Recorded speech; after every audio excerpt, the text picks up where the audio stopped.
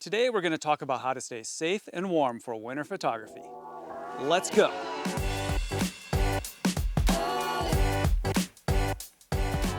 Winter is a magical time of year, and it's a time of year that a lot of photographers skip because they're afraid about the cold weather, the ice, the snow, and they just have a hard time getting out and getting motivated.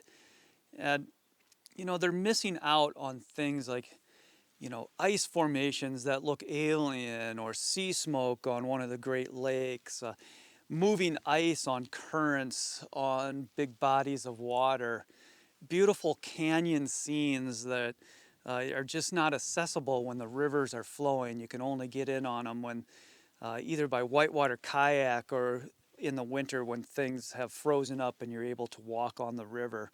There's just all kinds of amazing places that you can go and different types of scenery that you can see. In fact, I think like one of my favorite times of year to photograph is winter. I just absolutely love photographing in winter. So I got a few tips for you on how to stay warm. So we'll cover the clothing and how to stay safe out there. So hopefully after we cover that, you'll feel more comfortable getting out in the winter. You'll know how to stay warm and you'll know how to not slip on the ice. And you'll feel just a lot safer about being out there, and you'll be able to experience winter in its full intensity, even when it's sub-zero Fahrenheit, and come home with like amazing photos. First of all, let's talk about what kind of clothing you need to stay warm in the winter. So we're going to start with our feet, and we want to wear some wool or synthetic socks as the first layer, and then some insulated boots. So they could be neoprene boots, they could just be like an insulated leather hiking boot. The next step, we want to talk about our legs. So we're going to start with a synthetic underwear or a wool underwear, and then put long underwear over top of that that should also be synthetic or wool. I like to wear high performance kind of soft shell pants in the winter, like I have on here or like we're demoing over there. Some people might want to wear like a fleece insulation layer. Then the next thing that we want to do is have, if it's a really cold day, then I'll put on a shell over top of that. So for the top, we're going to start in a similar manner. We're going to start with a base layer. I like to use a hooded base layer. And then if it's really cold out, I'll add a second base layer that's slightly warmer. Then an insulated layer. I like to use zip tees. If it's extremely cold, then like a down vest. And then on top of all of that, we're going to add some type of shell, so like a rain jacket or a shell. And then if it's extremely cold out and you're not moving around, I like to wear a 6,000 meter peak kind of style down parka. And that keeps you extremely warm. So for your gloves, it's a similar thing. So we're going to layer a couple of different items on it and start with a thin base layer. And then a leather work glove that's insulated that you can buy from the hardware store.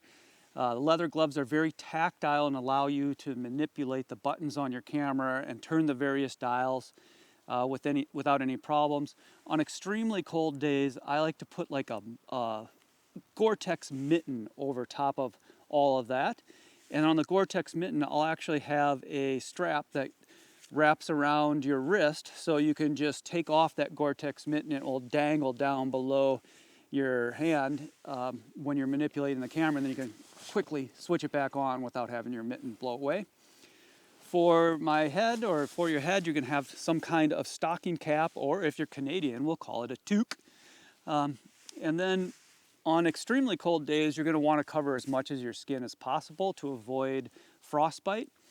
And there's a bunch of different systems that you could do. So you could do a balaclava or some kind of neck gaiter, wool or synthetic. I would stay away from cotton. And the key on this kind of clothing is when you're layered up, you can get very warm when you start hiking, but when you stop, you're going to have all of that clothes on, and then when you're hiking, you take it off, and you're doing that to avoid sweating, because one of the problems with one of the types of heat loss that you can suffer in winter is evaporative heat loss. And that happens when you start sweating a lot, and that sweat dissipates throughout your clothing, and that actually will keep you cooler, but only to a certain extent. Once you wet out all your clothing, it starts to make you colder actually in winter. So sweat is not your friend in winter. And the reason we're wearing all these multiple layers is because we have the ability in the field to remove some layers and maintain kind of a constant level of heat at a point where we're not sweating, but yet we're not cold. So I like to call that comfortably cold, where you're just like at the perfect temperature to avoid sweat, but you're not freezing to the point where you're shivering. And this is a great system for staying warm in winter, and I highly recommend that you look into something like this with different layers. So key takeaways here are synthetic and wool, multiple layers on all parts of your body, and then make it easy to handle your camera system by using some kind of tactile glove that's either leather or has some sticky points on your hand. One of the biggest concerns that you'll have when you're out in the winter is slipping on the ice. So you could easily break a leg or break your wrist by taking a fall, or if you're photographing where I do in winter, which is on Lake Superior, you could slip and fall in the lake. So a lot of people will go into a hardware store and find the plastic kind of wraps that go around your leg. I'm not going to say the brand, but they just have coil springs wrapped around plastic. That just does not work except on flat level sidewalks where they're designed to work. So for photography, what you're really going to need is to use some kind of crampon, like these hiking crampons right here. These are one of my favorites and the ones that I use most often.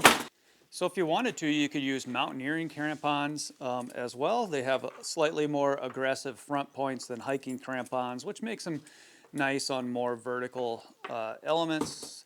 But they do have more of a tendency to snag your pant legs. Stuff that I would tend to stay away from are items like this, where they don't have the aggressive points. Anything like this or coiled springs are just not going to dig into the ice enough to keep you safe out there. You just don't want to break a leg. So what are the things to watch for when you're using this kind of gear is be careful not to allow your front points to get too dull. You'll notice right here that this one is extremely dull, and you can see some of these other points are dull as well. Get out a file and file away so that they stay nice and sharp, because if they're not sharp, they're not going to protect you from falling. They're just going to skitter around on the ice, and it makes it even more dangerous. They get duller as you use them, but one of the things to avoid is walking on the road with them or walking on rocks with them, because that really dulls it down. So use them generally just on ice, and you'll keep them pointy, and then just make sure to do that maintenance with a file or a grinder or something to keep them nice and sharp. So by the end of the season, they'll probably be dull, but that's just depending on how much you use them, and make sure that you sharpen them. It ain't hard to say how I feel. It's like ooh la la, ooh la la. It's kinda easy now 'cause it's real. Gonna say how I feel, 'cause I know that it's something. Well, I hope you learned a lot from this video. I hope you learned how to stay warm and safe in winter, and that allows you to get out and get some great photos. And if you have any questions, ask them down below. Hit the subscribe button. Thanks for shooting with me today. I'll see you next time. It's like ooh la la, ooh la la. It's not hard to say how I feel.